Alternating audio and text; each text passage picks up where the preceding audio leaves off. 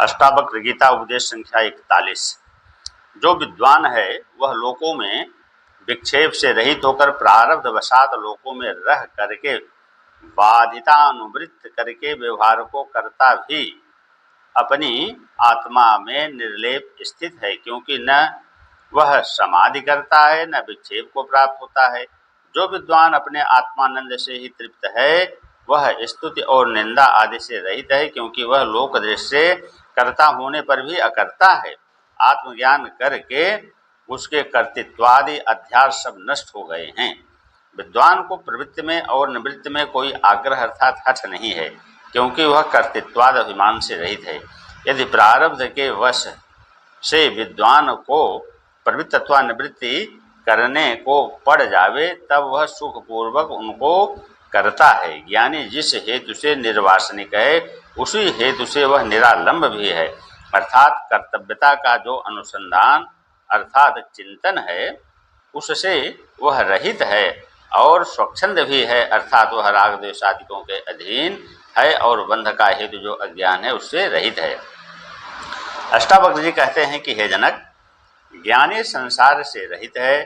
संसार का हेतु अर्थात कारण अज्ञान जिसमें न रहे उसी का नाम असंसारी है, और हर्ष विषाद आदि भी उसमें नहीं उत्पन्न होते हैं। इसी से वह शीतल हृदय है और विदेह मुक्ति की तरह वह रहता है।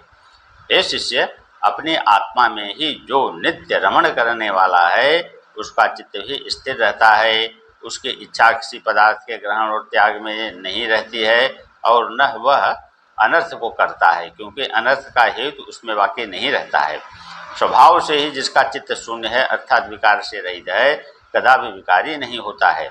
आत्मा में ही जो शांति को प्राप्त हुआ है ऐसा जो ज्ञानवान पुरुष है वह अन्य की तरह प्रारब्धवश से चेष्टा को करता हुआ भी हर्ष और शोक को नहीं प्राप्त होता है। अपने मान अपमान का भी उसका अनुसंधान नहीं है।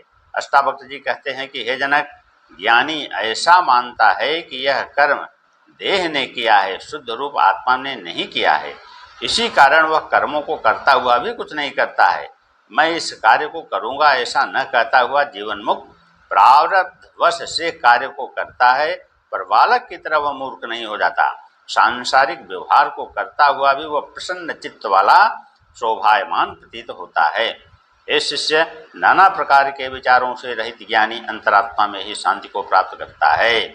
वह संकल्पादि मन के व्यापारों को नहीं करता है और न बुद्धि के व्यापारों को करता है, क्योंकि उसमें कर्तृत्वादिकों का अभिमान नहीं है।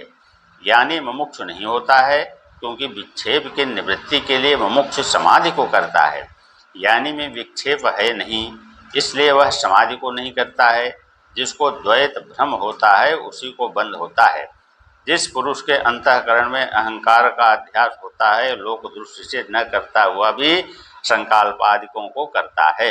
अष्टावक्र जी कहते हैं कि जीवन मुक्त का चित्त प्रकाश स्वरूप है, इसी वास्ते वह उद्वेग को नहीं प्राप्त होता है, क्योंकि उद्वेग का हेतु जो द्वैत है वह उसके चित्त में नहीं रहा है और संकल्प विकल्प से भी शून्य है। इसी वास्ते उसका चित्त जगत से निराश है और संदेह से भी रहित है।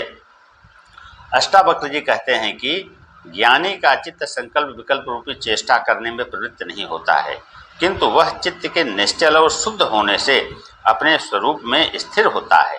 हे शिष्य, मंद पुरुष तत् और तुम पद के कल्पित भेद को श्रुति से श्रवण करके भी संशय विपर्य के कारण मूर्खता को ही प्राप्त होता है, अथवा तत् और तुम पद के अभेद अर्थ के जानने के लिए समाधि को लगाता है, परंतु हजारों में कोई एक पुरुष अंतर से शांत चित्त वाला होकर बाहर से मूढ़वत व्यवहार करता है। मुमुक्ष चित्त की एकाग्रता के लिए और विपरीत यातना की निवृत्ति के लिए यत्न करते हैं, परंतु जो धीर पुरुष है वह कुछ भी पूर्वोक्त कृत्य को नहीं देखता है, क्योंकि वह अपने स्वरूप में ही स्थित है। जिस पुरुष को जीव ब्रह्म की एकता का निश्चय नहीं है वही पुरुष मूर्ख कहा जाता है।